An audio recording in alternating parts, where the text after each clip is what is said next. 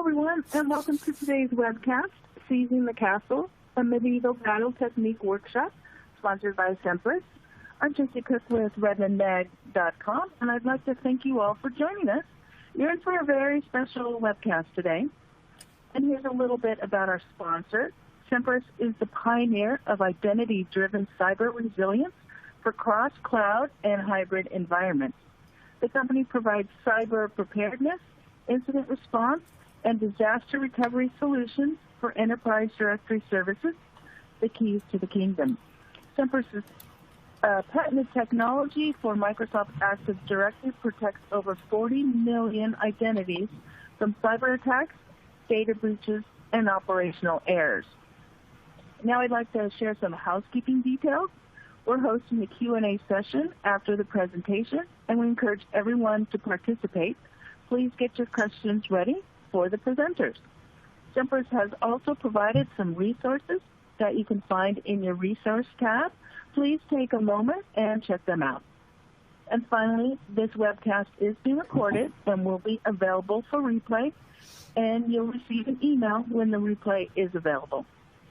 Now I'd like to introduce our two speakers from Semperis. We have Darren Mar-Elia, VP of Products, and Chris Roberts, Hacker in Residence. So I'm so glad both of them make it today, and I'd like to pass the event over to Chris. Chris, please take it. I'll take the football and laugh and giggle at the same time, because my co-host has got the Viking helmet and the sword on as well. So, which I can't do with a mic, so I better take it off. Doesn't work with built-in headphones. No. I had to get the theme going. Oh, yeah, totally. So needless to say, we're going to have a little bit of fun during this one. All right, so initial welcome screen, obviously. Welcome, everybody, to this webinar-y, podcasty thing. Hope everybody's doing okay. I guess good morning, good afternoon, and good evening from where everybody is. Obviously, we're going to mess around. Seizing the Castle, a medieval battle technique workshop was the official title we came up with a while ago. It's kind of morphed since then. We've actually had a bunch of fun building this and putting this together. So let's go through the agenda and let's see what we're up to. Obviously, we're going to do a quick intro, who's here, why we're here, and what we're doing. We're going to run through a little bit of logic. In other words, what questions are we hoping to answer? And honestly, why did we put time aside for ourselves to actually do this? We'll have some fun with the history lessons. We are going to mess around with everything from the walls of Jericho all the way through to HAL 9000 with a whole bunch of Monty Python and some other fun stuff. We are going to annoy the French in the middle of it as well, just for the heck of it. And actually, we hit your background. I only found this out the other evening when you and I were talking about it. Your background is actually in one of these as well, isn't it? It is, yeah. I will grace us with some language just to get the juices flowing there. Oh, that'll be fantastic. That is actually going to be fantastic. We'll hit the conclusions. We're going to take a little conversation about, not only why have we gone through this, but what's the logic for it? What are we learning from it? What should we have learned from it? And what do we come out with? Some lessons to come out with. And then a bit of a wrap up with this one. So, as it says, intros. And at this point, I get to shut up for a minute and I let Darren introduce himself. Yeah, hey, everyone. I'm Darren Mar-Elia, VP of Products at Semperis. Some of you may know my gpoguy.com website. I've been working in Active Directory, group policy technology for far too long. You can find me on Twitter at Group Policy Guy and on LinkedIn over there as well. And as you can see, I dabble in a little bit of bike racing, usually where mud is involved, but sometimes not. And actually, the screen on the right, as you're looking at it, is a T-shirt that I had created a few years ago that talks about how group policy is not dead. And I'm wearing the T-shirt here just to sort of reinforce it. Yeah, and thanks, Chris. Looking forward to this. Yeah, we should have some fun with this one, hopefully. All right, for those of you that do or do not know me, obviously, background is obviously as a researcher, a father to some wolf mutts and a rugrat. One of the wolf mutts probably will stick his head in at some point in time. Obviously, the geek background and then the hacker side of it. And you can find me basically hanging out on Twitter and LinkedIn on a fairly regular basis. I think mostly LinkedIn these days. I tend to impart as much wisdom as I humanly possibly can on LinkedIn. And then Twitter, I think I say for dog pictures and the occasional rant against society. So that is the pair of us. That's the two co-hosts for today. So let's have a little brief conversation. Why on earth are we actually doing this? For this, I want to take a step back. I want to do a little bit of a reflection on this one. And really, as we're talking of history, as we're looking at basically 12,000 years of history through an IT and an InfoSec eye, I want to take a note from, obviously, Arthur C. Clarke. And I'll take the second part. When a distinguished but elderly scientist states that something is impossible, he is very probably wrong. And as we look at where we are today in society, and we look at everything that's happened in the past, perfect example, Darren and I were talking right at the beginning about literally for 12,000 years, our entire society has tried to surround itself with physical and digital walls. And for 12,000 years, those walls have actually not been effective. And we have a couple of examples to this. So 12,000 years of doing exactly the same thing pretty much so declares the entire population of this planet certifiably insane. So with that as our baseline, and the fact that anything that we're observing is probably incorrect from various different perspectives, we will push on and hope for the best. So what we're actually going to do is we're going to take a whole bunch of different parts of history. And for those of you that follow this on LinkedIn, you're going to see a whole bunch of different stuff we're going to go through. We're going to break each one of the sections down. Partly, how did we choose it and why did we choose it? We're going to take a key focus for the logic of choosing it. Again, what we're trying to do is look at the history. How do we represent that with IT and InfoSec? What lessons should we have learned from history? What lessons can we take away from history? How has it influenced what we're doing now, and maybe what we could do to block and tackle a little bit differently? We're going to take a look at why should we care? You know, again, history teaches us a lot of things. Unfortunately, it teaches us sometimes what we shouldn't do, but we don't always listen to it. Then we're going to take a look at some lessons. And the lessons are really going to go through to how does this apply? What is it teaching us? What should we have learned? And then I will be handing a lot of it straight over to my amazing co-host, and I'm going to let him talk about some of those sections as well. It'll be talking about like the MITRE, the NIST, and anything that we can glean from it. So really, how does it influence it? And then from our philosophy, so from the Semperis side of the world, we're going to take a look. We've obviously got some resources out there that are pretty fantastic. But part of it is some of the stuff that we're doing and we're building now. How do we do this? And then, honestly, anything else that we can come up with. We good? Sounds fun. Let's do it. The show. All right. So let's actually take a look at us. So before we actually delve into history of everybody else and we shine the spotlight on them, let's actually shine the spotlight on us for a second. So I would equate us, in other words, the red team, the researchers, the attackers, the pen testers, as the barbarians. I think it's a fairly defensible position to say, and if you look at the definition, a member of the community or tribe not belonging to one of the great civilizations, you know, that would be me. Uncultured or brutish, I think we probably tick that one. And then savage troglodyte. I want to be a troglodyte and a ruffian. I have been accused of that and a lot worse. I always used to look at a troglodyte as one of those things that lived under the bridge. It was almost like that Scottish and Welsh swear word. You absolute troglodyte. It was like the uneducated, illiterate thing that lived under the bridge. So yeah, I think that's almost us. That kind of sums up InfoSec and a lot of the red teaming stuff fairly accurately, unfortunately.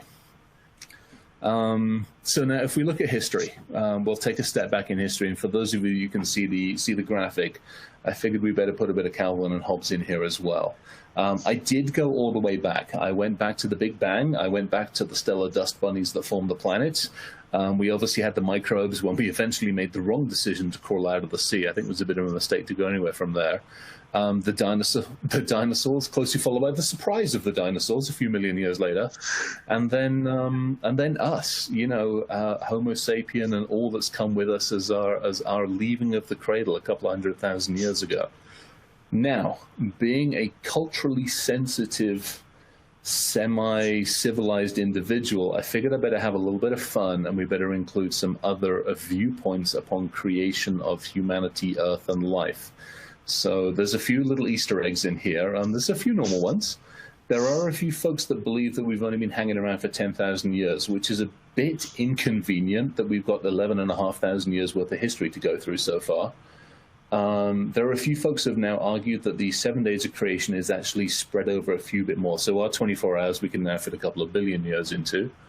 There's an amazing creationist view, which is without form and void, basically means vacant possession. So the Earth was just hanging out for a while and we took it over.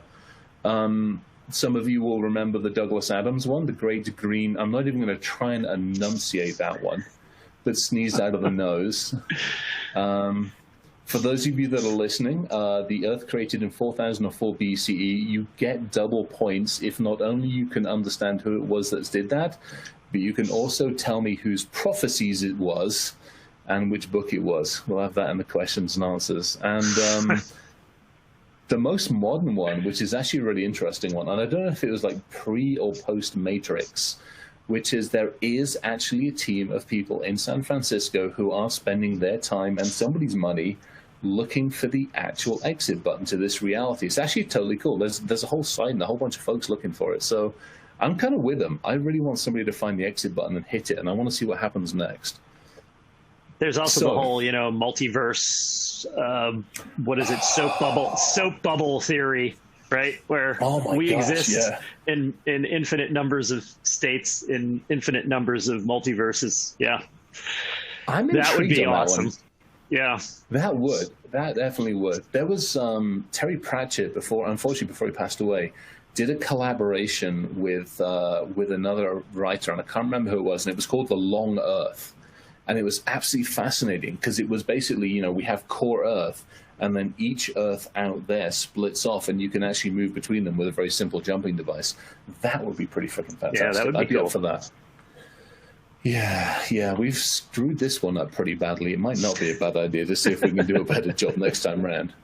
I mean, honestly, I keep telling my son that in all likelihood he won't end his life on Earth. We'll see if that happens. I'm really interested. We'll get to there with Hal, because I'm really interested to see when, at some point, we do have technology get to a point where we look at the human form and we go, why do we need it? That's going to be an interesting one. And then, I mean, we can't get passwords figured out. How the hell are we going to do identities and architecture with a digital form? I mean, we're screwed. We're absolutely screwed. All right, so we figured out the timelines. We figured out history. Let's go on with the show on this one. So first and foremost, we are going back to quite a few years ago, so about 9600 BCE. I've put BCE because, well, that's just me. We're going to hit the Middle East. Here's where we start taking a look at Jericho. Now, if we ignore the Jericho in the stories and we ignore the Jericho in the various different publications, the actual baseline focus of Jericho was one of the very first places where a defensive system, in other words, a wall, was actually used for both protection of the population and potential defenses. They had a couple of towers in there. They had various other things as well. And it was really interesting to look back at the history of this and understand really that from an evidentiary standpoint, they very quickly, like within 500 years of building the city, realized that they needed something else around the city to protect it. Kind of like we do in the digital world. We brought all this new technology in place, we put it all in there, and all of a sudden somebody else came to play with it, or the adversaries, the attackers, and the criminals. So we very quickly realized that, hey, we have to do something to protect it. So, from my standpoint, the lesson that's learned on here is, 9,600 years BCE, so, 11,500 years ago, we suddenly realized that walls really weren't working too well then. They worked for a while, but not too well. So thoughts on that one? And in the digital world, I think, I'm unfortunately old enough to remember a time before firewalls. And when we crawled out of the primordial ooze and entered into the internet, we started to build firewalls. And, when Active Directory first came into being, the firewall was the main and only line of defense against people getting access to your internal infrastructure, including Active Directory. And we never really thought about the idea that somebody would get past the firewall. We had belt and suspenders firewalls and bastion hosts to sort of have defense in depth, and thought that there was no way anyone was going to get past that. And that obviously fell by the wayside pretty quickly. I mean, you think about it. I mean, Active Directory's been around for what, 20 years? 20 years. Yeah. So, I mean, you got that 20 years. We had the basic firewalls, and that was it. That was it. And I mean, Wellfleet routers. Oh my gosh, you remember those blasted things? No, I don't want to remember them. We're moving on from Jericho. I mean, It really is interesting because, I mean, we've had those history lessons. We've had 20 plus years of AD. We've had 20, 30 years of firewalls, and we're still bashing our head against this reactive system that we're still looking at going, how does it work? Why is it doing what it's doing? And what do we do next kind of thing? Yeah, so, I mean, the barbarians continue to be at the gate, and we really don't have any defense against them at the moment. No, it's really amazing. And we don't. And the frustrating thing is we've had this for 11,500 years. If we'd have listened, if we'd have actually paid attention to history, we might have actually done something. I'd be really interested what we would have done differently. That would be an interesting one to hit. So, the Assyrians. Shalom Aloch. Yeah. My peoples. Your peoples seriously got the rough end of the deal for about 2,000 years, let alone the last 2,000 years. I mean, for the first 2,000 years, I mean, it's really frustrating because, I mean, again, you look at Middle East and North Africa, I mean, they were one of the very first to do written language. The ability for doing documentation, I mean, it's amazing to find some of the stuff. Babylon, Mesopotamia, all of these amazing places that we hear about in the history books, that all comes from your lineage when you really think about it. That's right, yeah. I mean, it's absolutely fascinating. And somehow after all that, we ended up without a country. There's just, it's like when I tell people that I'm half Assyrian, they think, what? I've never heard of that. Where is it? No, doesn't exist. I know, and it's crazy. I mean, I just pulled the history, and I was doing the research because I wanted to look at this era, which is almost that that era where we look at versatility to embrace and understand, and to it's really interesting to. I mean, there's definitely a warfare side of the nation, no two ways about it. But there was definitely a side of the nation for how do they actually organize effectively? How do they integrate their textiles and the tactics into everyday life? I mean, they weren't we've got warmongers that we're going to go through later on in this one. And it's, I mean, amazing the areas they conquered, the focuses they looked at, and then you have to take a step back and go, okay, what we haven't learned, and again, back to InfoSec and IT, we haven't learned those lessons. Not only haven't we learned them, we haven't given credit where credit is due. I think that's a big one for me. Yeah, for sure. I mean, I think your point here about looking at all aspects of AD to reduce risk is really key.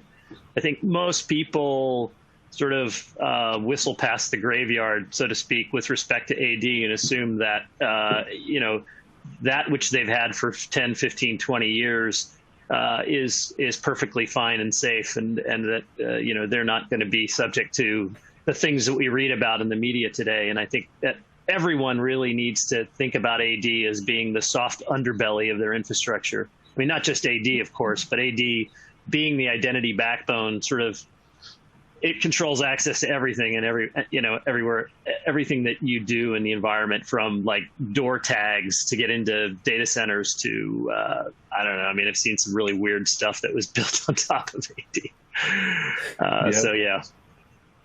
Well, that's why, I mean, it's kind of interesting that the logic for mapping, if you look at what the Assyrians did and why do we care about them, and then you look at how they conquered and how they did certain things, it's really interesting because it actually maps really nicely to like the MITRE framework, because you have that initial access, you have the persistence. Hey, not only did we come in, but we came in with military, but we're going to come in with textiles, we're going to come in with trade, we're going to come in with all these other things, and we have discovery because they integrated so much into their society. So it's almost as if that adversary and the attacker is almost that insider threat. Because you have something that you've accepted, but it's still basically bleeding you dry. Almost like the couple of our other folks that we're going to be talking about a little bit later on. Is there a TTP for eating the heart of your enemy? Because they did that a lot. Ooh, no. I don't think we've come up with that one yet. I'm not sure where that would be. Yeah, that's going to be an interesting one. Yeah. That might be privilege escalation at that point in time. That's right. That is definitely privilege escalation. Impersonation. There we go. Yeah, exactly. Yeah, we have your credentials and we're going to eat them. Yeah. All right, so we're going to hit the dynasties. We're gonna fast forward on a little bit, and we're going to actually hit the Shang or the Ying dynasty. And this is a really, really interesting one. Around from like 1600 to about 1046 BCE. Obviously, China, mainly China-focused, northern China neck of the woods. What I loved and the reason for bringing these folks out was the advancements of the written language. So you've obviously got several different versions of the written language coming in from other places. Sorry about that.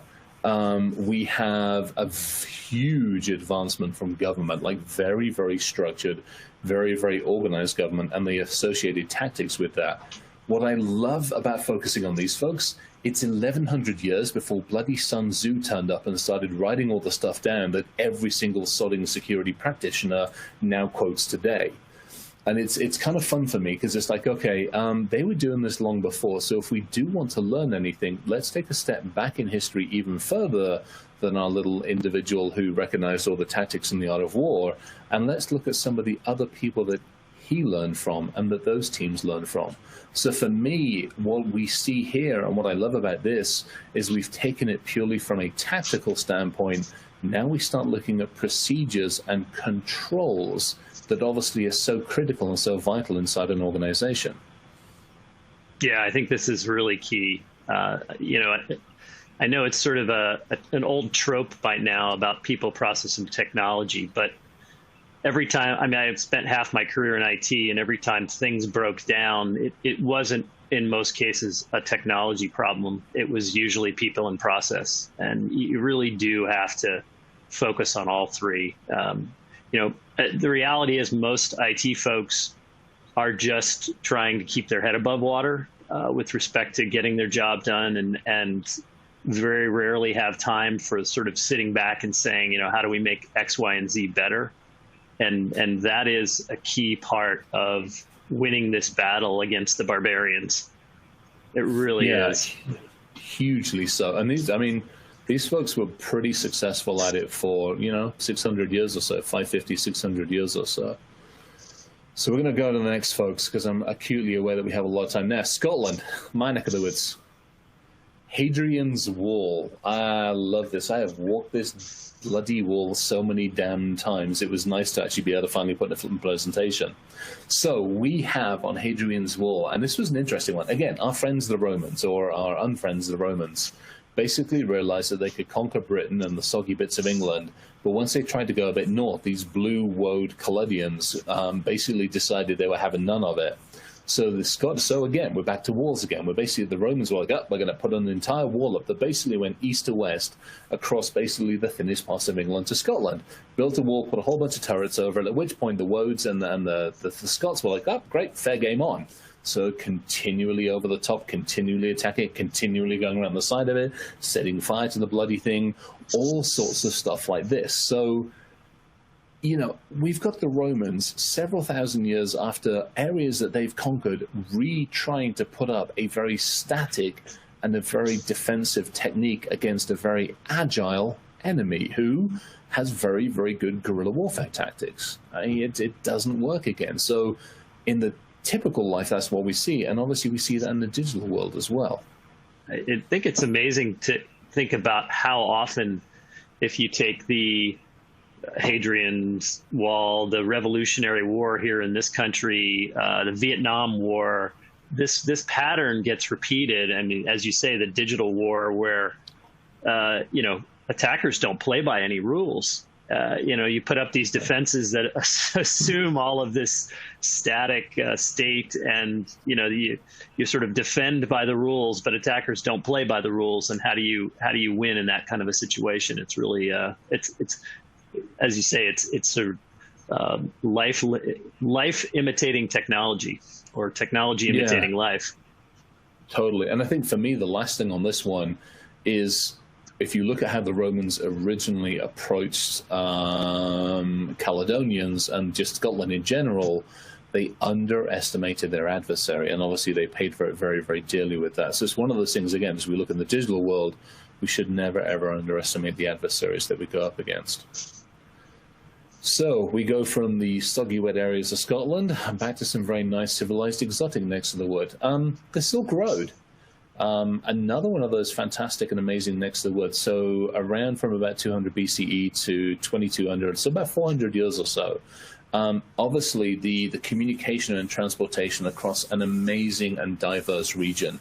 I mean, everything from like the Asia Pacific all the way down through the Middle East and onwards, of course, obviously into Europe and everywhere else. For me, what I really, really love about this one, it's one of the very first well-documented supply chains. And it's something, again, we see in today's world. We look at supply chains, we look at vulnerabilities. Well, if you think about this, the Silk Road was one big, long supply chain. And as that supply chain, it had vulnerabilities across it. And those were heavily exploited by, the adversaries and the attackers of the day coming into the caravans, not killing, but removing, their percentage or relieving them. And they won't kill them because they want them to come back again. And to me, we see this in the digital world all too often in all too many different places. I mean, thoughts on that? Yeah, I mean, I think, this whole notion of communication, I am always amazed, if I take my own personal experience. So I've been working with Active Directory for 20 years. It was only in the last 3 to 5 years that I sort of appreciated the threats that AD was under. And it was, in fact, a talk I saw at B-Sides in Vegas given by the guys that wrote Bloodhound. And what is Bloodhound but an amazing tool for discovering paths to attack Active Directory, developed by the community for the community. This whole notion of working together to sort of, defend as a community is really the only path to success as far as I can see. It's taking tools and work like Bloodhound that's been put out in the community. Not, of course, bad guys are going to do what bad guys do, but if you're using all this information collaboratively across all of these researchers that are doing this work to inform how you defend your Active Directory, then it makes a huge difference in terms of your ability to essentially prevent, the slaughter of your identity systems when the attacker comes knocking. Yeah, pretty much. I mean, it's really interesting on this one. I love this one because the other thing as I was building this deck out, I was thinking of ransomware and how I go into an organization, I basically take ransomware, I take their money, I take their information, they recover, and then 6 months later I come and do it again to them because they don't necessarily learn and understand. And to me, it's the same thing. No, I was just going to say that it's interesting that and this again goes back to people, process, and technology. That the assumption always is that you can throw technology at a problem and solve it, and it almost never works. I mean, ransomware is a perfect example. You put an EDR on your endpoints and think you're protected, and then the next ransomware that works around it totally wipes you out. It's just it's a losing battle unless you approach it on multiple layers. Yeah, it really, really is. It's it's always an interesting one on this one because there's so many parallels between like what the Silk Road is and where we are today. Again, you look at the Active Directory and you go, okay, I can protect this, but damn it, the third party came in, or this came in, and all of those variables. And again, back to the communication and all of those areas. This is one that we could do an entire flipping talk on just on its own. Totally. But we probably shouldn't do because we're 28 minutes into this and we still have quite a lot of history to go. We have to annoy the French. Before we finish, we have to annoy the French. Right. Before we get to the French, we're going over to Europe for a little bit. We're going to have a little bit of, I'm not sure if we're going to call it fun with the Roman Empire, but this was another one. I love this one because this screamed out too big to fail. We've heard that so many times in industry. We've heard that so many times in technology.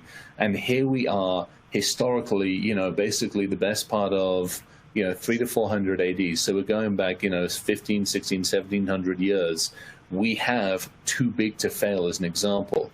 the overindulgence, the expansion, and obviously the overspending. I mean, it was amazing how much the empire was spending. And not only was it spending, it was, I've been very civilized when I said a labor force that wasn't invested. Basically, it was slave labor. And they were running out of enough slave labor, and the slaves were getting uppity, and basically everybody was starting to question, why the heck are we doing this? And so for me, when I look at this, you take a step back and go, what were the biggest issues? And obviously it was the spend wisely and focus the time and efforts really on your existing resources. And within the industry, I'll throw to you in a sec, but within the industry, it frustrates the heck out of me that we keep chasing more and more and more and more technology rather than taking a step back and going, what's core? What is core to who I am? What is core to what I need to survive? What is core to keep my organization going? And then effectively spending money on the people and the processes. And then when you need technology, building it in. I mean, this is one of the biggest examples of an absolute abject failure in this. Yeah, no, I love this. That last statement, the lessons statement about how the adversary will always get in, and Microsoft has the tag phrase "assume breach." I think that has to be your posture, and then the result or the output of that is, okay, well, how do you react to that, and how well can you react to that, and what do you do? And I think that has to be your position, because the attacker will always win. It's just impossible to keep up. Oh yeah, absolutely. And I think, again, the Roman Empire didn't think that way. They in an English phrase, they got too big for their own boots, basically. Yeah, I think there's so many examples of that in history. Oh, so many empires have come and gone. We have another one or two of those coming up as well, believe me. I say nothing. All right, I had to throw the holy hand grenade in. It had to go in there. It had to. Couldn't help it. It's in there. And it's in there for a bunch of different reasons. One, it's in there because, let's face it, it's a holy hand grenade. And secondly, we're back in England again. We're back in England in the days before the empire. Let's face it, this was a soggy moor bogland that was really still in the dark ages, was plague-ridden, and nobody knew what the heck was going on. And so it's really interesting on this one when you look at, I love Python, and when you look at what they did and how they did it and how much they put into this, you are taking a grenade to kill a rabbit. I mean, it's overzealous, overkill, over whatever you want. And to me, that kind of sums up like our industry, unfortunately, so much. We really do often take a mallet to crack that proverbial walnut. And I wish we would take a much more of an introspective viewpoint sometimes at what we're doing, how we're doing it, and actually how we're presenting it to the industry. Yeah, I rewatched that scene because I just love it. And what amazed me is how bad the special effects were in that movie. Like, you see this little explosion, and you're to assume that a tiny little rabbit was completely obliterated. It's like, okay. Yeah. It really is awesome. Yeah. Yeah. I love that one, but it had to go in there just for all the various reasons. And yeah, I was reminded by a good friend online. He was like, "Yeah, you've got to put in the if in doubt, consult Brother Maynard." So yeah, it's in there, and there's an homage to the individual in question.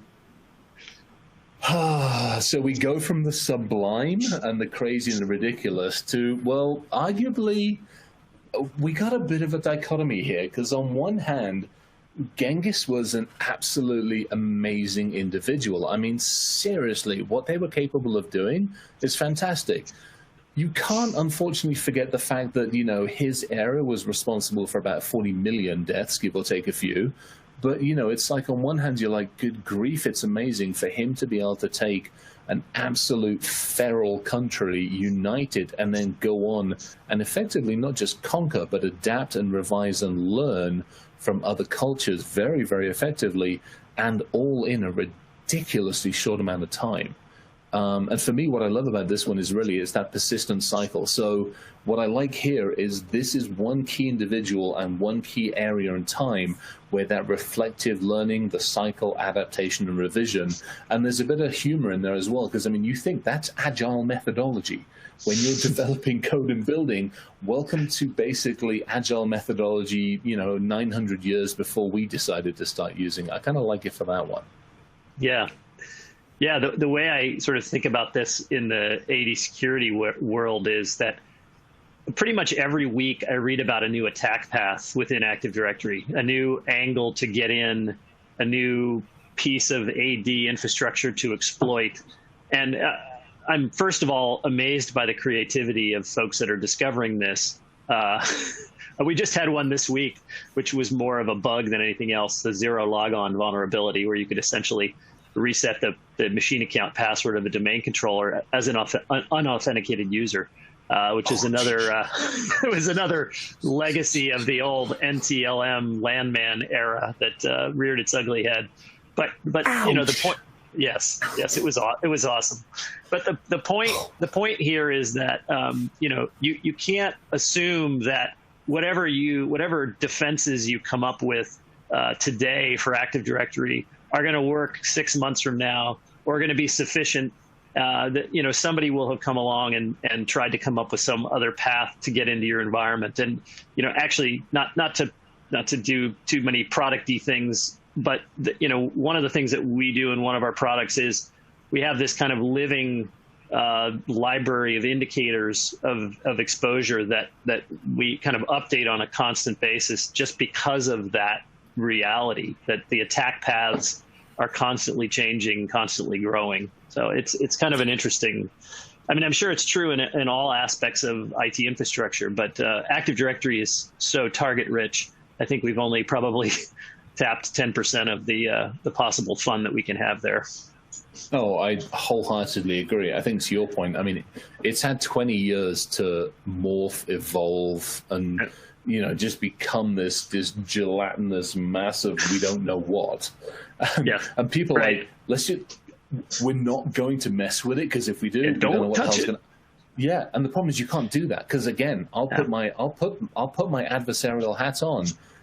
I get double points. If I get Active Directory, I get everybody. It's double points. If I get the security team, it's like double bonus points. So that I get the gold star if I get the security team as well.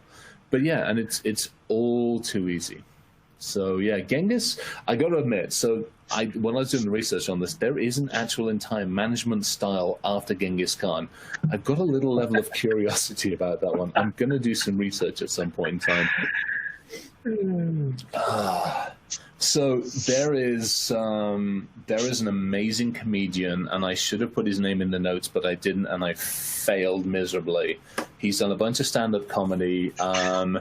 He was in the Oceans movies as well, and I want to say it's 80-something. I can't remember his blasted name, but he does this amazing skit where he's like, the British colonials would basically turn up to a new country and go, "I say, I've got a flag. I'm planted and counted as theirs." So that's the reason for this one, which introduces the British Empire. So we had yes, we had an empire from about the 1500s to early mid-1900s. Arguably, I want to say it was the First World War, but somebody might have to correct me on that one. I think it was the First World War that actually it almost bankrupted us from that standpoint. So I think that's when the empire, that and the fact that everybody started getting uppity. But it was amazing to think. At one point in time, we had 24% of the world's landmass, and I think it was like 20 to 40% of actually the world's population as well. I mean, it's ridiculous how much we actually had in the world. And what was always interesting about it was the tactical reuse. So again, if I look at it in the digital world, my ability to use one attack against multiple different targets is simply a factor of the inability for the defensive organizations to effectively communicate. If I can literally walk up country after country and go, "I say, we're taking over because we have a flag," that shouldn't work more than once. The second time that shit happens, my boat should be sunk and I should be left out for the crocodiles. I mean, it's as simple as that. But it didn't happen. And so the machine was so well oiled. And oh, thank you. There we go. Tracy just said Eddie Izzard. Thank you to everybody that said that. Yeah. If you haven't seen Eddie Izzard, if anybody's watching, go watch some of the Eddie Izzard stuff. It is absolutely freaking hilarious. And his nails are amazing. Oh my gosh, I absolutely love him. So anyway, for me, it was one of these things where, like, as an adversary and as an attacker, which, let's face it, the British Empire was, it was a well-oiled machine, not just for taking over, but quite honestly, sucking dry and utilizing the resources of every single country to the point of, I mean, we always say Genghis Khan was pretty bad, but I think the British Empire was responsible for about 100 million deaths, give or take a bit, which is horrifying in today's age. Yeah. I'm not going to say anything about this one. Yeah, it's a rough one. I mean, I have a love-hate. I mean, one English parent, one Scottish parent. I'm on the borders on this one, but I have a level of morbid admiration for what was possible, but I also have a level of abject terror for how it was done, I have to admit. All right. I'm just going to say now, I've seen Hamilton 4 times. I'm just going to leave it at that. Oh, I have got to see that yet. It's sitting on it's awesome. Disney Plus or something. I've got to go see it. I need to watch it. All right. Now we get to you bunch of uppity bloody colonials. We might as well just do it. I mean, it's as silly as that. I mean, let's face it. I mean, again, you know, round about the 1700s, mid-late 1700s, you all started to get a bit uppity over here. And actually, let's face it, it was getting uppity in various other parts of the world as well. And what I was interesting about this one, and I like about it, is my enemy of my enemy is my friend, or at least my ally. What I find really interesting about this is if you look at the adversarial world that is attacking organizations, for many, many years, it hasn't been the one person in the basement. It's organized, it's effectively organized, and there are regions and teams that know exactly what they're doing. So you have a team that is going to breach. You have a team that's got the command and control centers. You have teams that are building Active Directory tools that you lease for a period of time. And so the enemy of my enemy is my ally, because we are all basically teamed up against the organizations that we're breaking into. And so for me, it's really interesting because, again, this is a one against many. And unfortunately, you know, the one is going to fall. No two ways about it. Yeah. Another perfect example of guerrilla warfare. Yeah. I always said that basically you guys cheated. You know, we were sitting there in the field with our red coats on, looking splendid and civilized, and you buggers standing in rows. Yeah, we were looking nice. We were all dressed up, ready to bloody fight, and you buggers were all in the bloody shrubbery, for crying out loud. Yeah. So, yeah, oh yeah, and I do have one request on this one. If we go all uppity again, leave the bloody tea out of it, please. I don't care what else you do, but leave the sodding tea alone next time, please. But I do love this one because, again, it really brings to home, as individuals, and we have this as a last final comment as well, but as individuals, we will not succeed. And the only way we're going to succeed in this one is if we all start to collaborate much more effectively. I mean, we see that with Active Directory. We see that with the forest recovery technology and the tools that we have as well. How, if everybody collaborates and works together, we can effectively recover something much, much faster than you would do normally. Yeah, you know, I've been thinking about this, and like, there's so much great knowledge out there around, especially Active Directory attack and defense. And you know, it'd be great if there was some kind of clearinghouse for it all. I mean, as it is today, you have to go to, you know, 15 different or more GitHub repositories and websites, and it's just kind of spread out all over the place. It would be awesome to build a repository that something like the MITRE attack TTPs, but like more specific to Active Directory, that kind of really, you know, basically builds a dictionary of attacks and defenses for those. I'm just kind of thought about it, but I think it'd be awesome. Kind of, I think, again, it brings everybody together.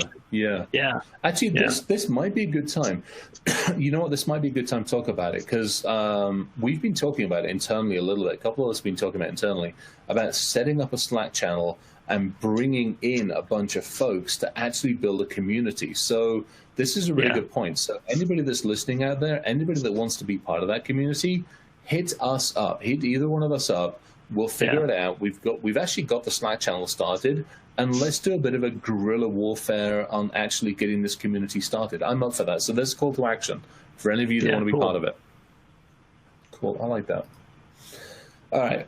We had to go after the French. And let's face it, I'm part English, I'm part Scottish and the French, and we know damn well what it's going to be. It had to be that worst wall of all. It couldn't get any worse than this. This is the, I'm going to bury my head in the sand. I'm going to ignore the fact that my neighbor is an absolute warmongering lunatic. I'm going to assume the nicest thing I possibly can, and I'm going to be very friendly and put a set of barge walls up. What the heck were they bloody thinking? And so there's so many areas of failures in here, let alone the intelligence. So, again, something that we look at these days is threat intelligence and the ability to understand, again, Darren, to your point, what those attack vectors are, what are the new ones, how are they being used, how are they being abused, and how can we learn from them? We are able to use actionable intelligence effectively. The French looked through their binoculars, realized that the Germans were a bunch of warmongering lunatics, let's be perfectly honest at the time, and were like, oh no, everything's fine. We're just going to put a line in the sand and it'll all be perfectly okay. I don't know. What do we want to say about this one? I don't know what the hell we want to say about this one. Well, I mean, I think your point here about nothing aside from being the most ineffective blue team tool known to mankind. I mean, I think this is sort of over-reliance on tools to solve your problems. As a product vendor, obviously I'm sensitive to that. And I think that, you really do have to not rely on someone else or something else to do the basic blocking and tackling at the end of the day. Or to assume that your attackers are going to be upright, upstanding individuals, and you do the bare minimum and assume you're okay. It's like saying that the firewall is your perimeter in this day and age. It sounds good, but it's not true. Oh my gosh! And we don't. Let's face it. There is no bloody perimeter. I mean, especially the last 6 months where everybody's been almost everybody's been scattered to the four winds. It doesn't exist. And to your point, I mean, perfect example, when COVID actually first started to hit, quite a number of us in the community who are tied into the adversarial side of the world actually went out and had conversations going, hey, back off, don't hit the healthcare systems. Kind of worked for a short amount of time, and then all the gloves were off, and now they're unfortunately getting hit for 6. So, is there honor among thieves? Not much. And if there is, it's not very well distributed. Let's put it that way. Yeah. All right. That's enough for beating it now. We might as well beat ourselves up for 5 minutes, because let's be perfectly honest, actually we haven't got 5 minutes. We've got a couple of minutes to beat ourselves up. So I'll kind of run through we can run through this one a little bit as well. So I wanted to take a look at where we are today, some of the present look, and it's a global focus as well. And to your point, you said it earlier, it's slightly overdone, but it really should be people, process, and technology.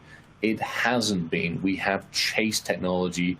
We sacrificed ourselves on the altar of technology, and we've ended up at a point where it's like, we forgot the people. We probably need to do something about them. So I think we're finally figuring out that, technology isn't going to solve anything. And I'm borrowing a line. Ryan Cloutier is an amazing individual from the Secure Scorecards folks, Secure Studio, sorry. And it's his words, the analog humans in the digital world. And I think it's really interesting as we look at how we have moved into a much more of a digital world, that we still have a very analog mindset about it. And, from my standpoint, the last song from here is Aristotle. I mean, the more we know, the more we realize we don't know. Unfortunately, so many people don't think that way. And I think that's part of the reason we're in a bit of a challenge we're in. Yeah, for sure. Well said. So we had to put HAL in. We had to put HAL 9000 in because, let's face it, we are charging headlong into the future of technology. I mean, we really are. And it's the future of our human technology. It's the future of where humanity goes, whether it's embedded technology, augmented technology, whether we end up becoming a digital entity, space, and all these other things. And for me, it's really interesting because it's like, okay, as we move through this, identity becomes, it's critical and core now, but it's going to become even more so. I mean, it's going to become ridiculously central to everything we're doing. So I look at what we're doing. I look at what the crew at Semperis are doing. I'm like, okay, how are we building to the future to really try to ensure the integrity of that identity? I think it's huge on that one. You know, there's so much on this slide that's worth thinking about. I think the whole machine learning revolution that's going on right now, I really believe is going to change the whole landscape, both for the better and for the worse, with respect to some of these security issues. I mean, if you think about a machine learning model that's able to adapt at silicon speeds to defensive techniques and work around defenses. Once the attacker gets that sophisticated, once machine learning models can be bought off the shelf for, looking at patterns in a target's environment and finding holes in it, it is going to be, as you say, adversarial machine learning, where my machine learning model is fighting your machine learning model to try to keep you out of my network. Absolutely. And the point you make, just again about like sort of what we do, we like to say that we have solutions for before, during, and after the attack. And the reality is that when the attack occurs, and sometimes you can't stop it, you need to be able to get back to some known good. And that's where our AD forest recovery solution comes into play. And it really is that kind of last line of defense where, okay, I've lost. Now I need to reset, recover, and get back into business. And that's just the reality of the situation, but it tends to be complex in an AD environment. Oh, yeah. I mean, it's huge. And having watched some of this occur inside the organization, it's actually fantastic to see it. Because, I mean, it does get to the point. I mean, the adversarial machine learning is some really interesting stuff I'm messing around with. Because it's not just the machine, it's the data pools.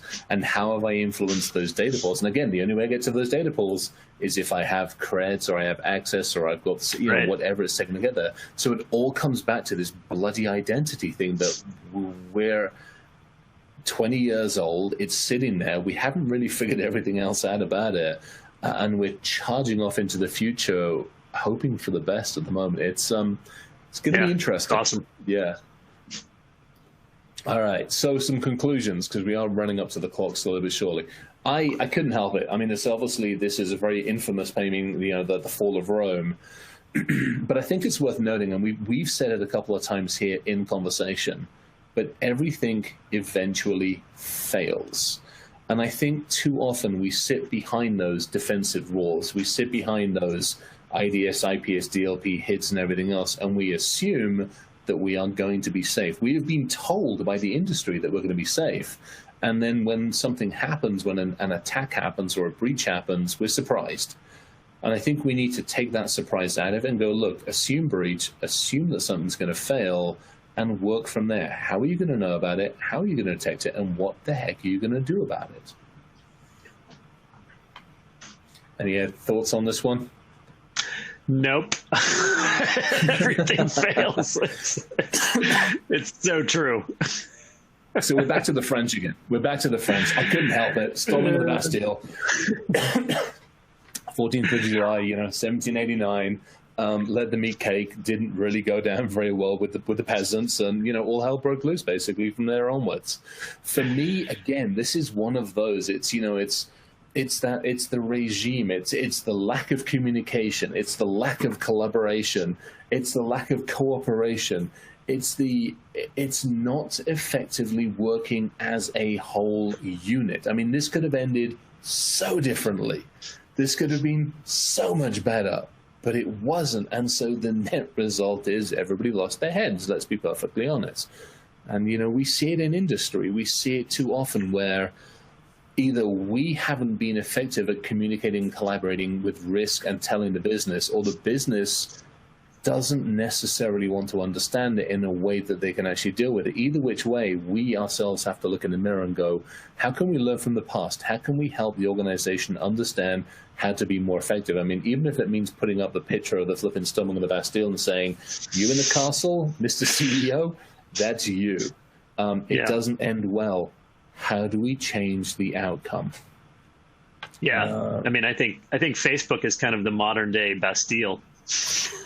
Yeah, at least I hope so.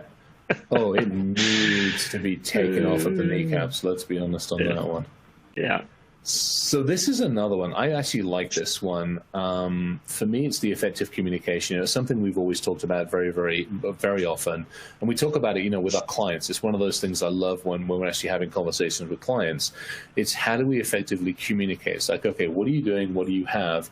How can I help you? What I love about the tool that we're developing is the fact that it will be an effective enabler for communication. We can have those risk discussions. We can show the metrics. We can build something that helps them understand where they are, where they need to be, and where they should be. So I really, really like this. This is really relevant today. I can't tell you how many customers I talk to where their IT organizations and their security organizations are completely siloed. And in the best case scenario, maybe security has input on what IT is doing and vice versa. But the fact that the silos exist and IT organizations are separate from the core function of security, I've just never understood that. I just think that's a recipe for disaster. Oh, I mean, it's one step further as well. I mean, I remember not long ago going into an organization and sitting down with the security team, and we were doing tabletop exercises. And I'm like, hey, let's go talk to the network team. Well, we don't talk to them very much. Yeah. Well, why not? Right. Well, they don't like us very much. Okay. How have you told? Well, we told them what they need to do. Well, shit isn't going to work. Has anybody walked into one of their meetings with a box of donuts and a box of coffee and gone, hey, I'd love to have a conversation? Well, no, we didn't try that. Well, how about go fucking try that? Again, it's how do we communicate? Because we're not going to fix this ourselves. No, it really does have to start at the organizational structure. You have to have management bought on to the fact that it's everyone's job. I mean, I've worked in organizations where they said security is everyone's job, but you gotta walk that walk as well. Yeah, big time. This one I like for all sorts of different reasons, both new, old, and everything. I mean, I talk about it when I'm standing up on stage or when I'm doing digital thing. It is going to take us all. I mean, there's no two ways about it. And for me, we talked about machine learning. We touched very, very briefly on AI. To me, I want that diversity of thought, that diversity of human, that diversity of region on the keyboard, putting their inputs into that data model that intelligence is going to use in the future. Because if it's all middle-aged white guys, we're screwed. I mean, let's be perfectly honest. I don't want that. What I want is that diversity of thought. I want everything out there to be, and again, you go back to the history, you look at some of the regions and some of the places, everything has failed, and often it's failed because we haven't had that diversity. We haven't embraced. Yeah. And so to me, this almost goes without saying, but it's being said because it needs to be said, to be perfectly honest. Yeah. All right. So, I think the worksheet is out there, but for those of you that are wondering how the heck we're able to remember all of this, I actually did a crib sheet, and I put it on here just for the sheer heck of it. This got built last night and yesterday, and it's available, and it really goes into a lot of the hows, the whys, the wherefores, and everything else. And it's one of those sheets that I'm more than happy to hand out, and I think we've got it out there, and I'm pretty sure if you ask anybody, they'll make sure that you get it, because it's there for the fun of it. But it's really also there to go, okay, look, this is what we saw. This is what we observed. What did we learn? Why did we learn it? How does it tie into MITRE? Because it was actually fun doing that. And then quite honestly, from the Semperis side of things as well, how are we using it to help keep us balanced and to help keep us to go, hey, how can we make sure that we learn the lessons from history as well? And then there's a little bit of fun in there as well. So, yeah, this is great. It's crazy putting that bloody thing together. I almost wanted to put the Egyptians in there as well and a couple of others, and I'm like, I'm done. I'm out of time on this. I am not doing it. It was like 5 o'clock this morning, and I'm like, I am not adding the Egyptians in. I apologize to anybody from that neck of the woods. I promise I'll add you in next time around. All right. We actually managed to make this in 57 minutes and change. Yeah. You've got the Q&A. You're doing Q&A, aren't you? I'm going to shut up for a minute. Yeah, in fact, most of the stuff that's in the Q&A are just comments.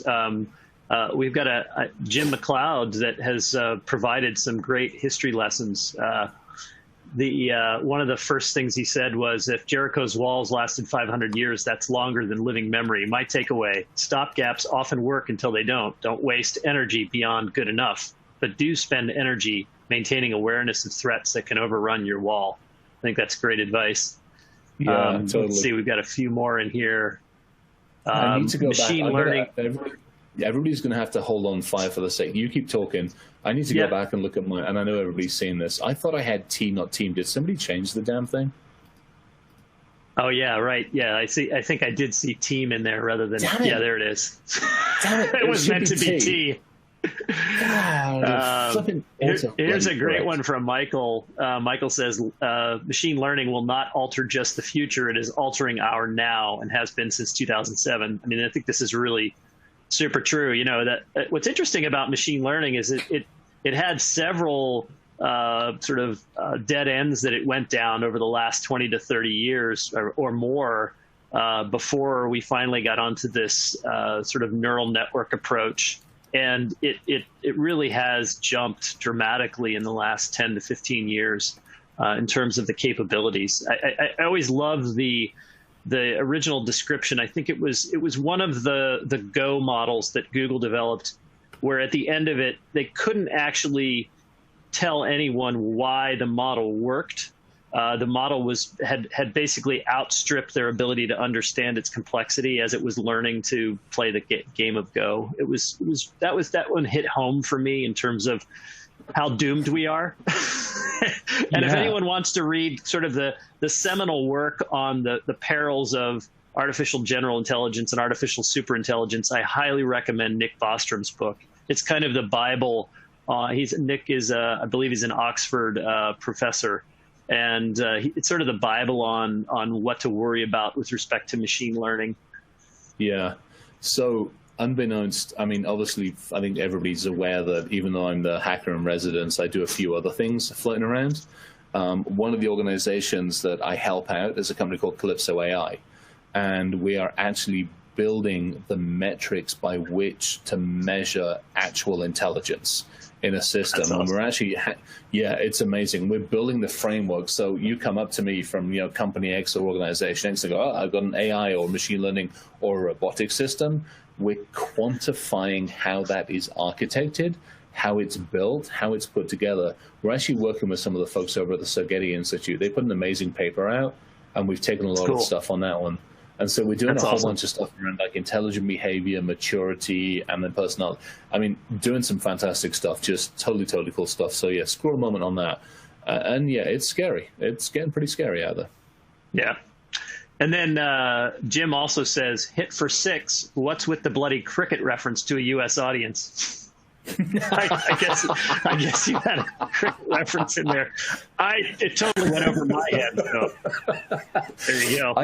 I managed to sneak all sorts of things in. Some of the folks probably know me from talking. I try to sneak all sorts of things in here just for the heck of it. It's fun to do it. It's fun to do it because I think it just, awesome.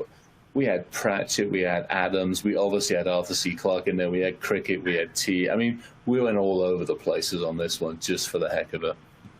And then one person asked how to get on the Slack channel, and I think what we'll probably do is if you reach out to either of us, we'll make sure you get added to a list to get notified when that goes live. Or you can just, there's a contact form on our semperis.com website. You just drop a line to us and let us know if you're interested. We'll make sure you're on a list to get notified. Cool. I think we're pretty well out of time. So the final comment I think we'll let stand is thinking man's baseball. I guess he's describing cricket. Totally awesome. Cricket, civilized game. As 5 days and then in a draw. Yeah, exactly. Yeah, as a hardcore baseball fan, I have absolutely no idea how cricket works. Well, that's why baseball came into existence. What ended up happening, you guys came over here, a bunch of bloody uppity colonials, figured out you couldn't play cricket. You had no That's clue right. what the heck was going on with rugby. You ended up playing with shoulder. Yeah, it's not pretty. I mean, yeah. This was fun. I'm glad we did this. I hope everybody had a fantastic time. Huge amount of thanks to the Institute as well for putting this on. Like, seriously appreciated to Tracy and to Raquel and everybody for like putting up with us for all of this, and Anna as well. Like, serious thanks to Anna for actually helping out with this stuff, and really everybody. I mean, it's fantastic amount of fun doing this. Obviously, Thomas and the team. So yeah, much appreciated. Going out in the blaze of glory. Totally. And thank you, sir. Everybody. Thanks, Chris. Thank you very, very much, everybody. Have a good one. Stay safe. Stay healthy. Take care. Yeah, you guys were great. It was a pleasure to work with you, and I loved your webcast. It was very unique, and it was really fun. So thank you, thank you, thank you. And thank you to the audience for attending today's webcast. It's sponsored by Semperis and presented by RedmanMag.com. Just want to thank everybody again, and enjoy the rest of your day. This concludes the webcast.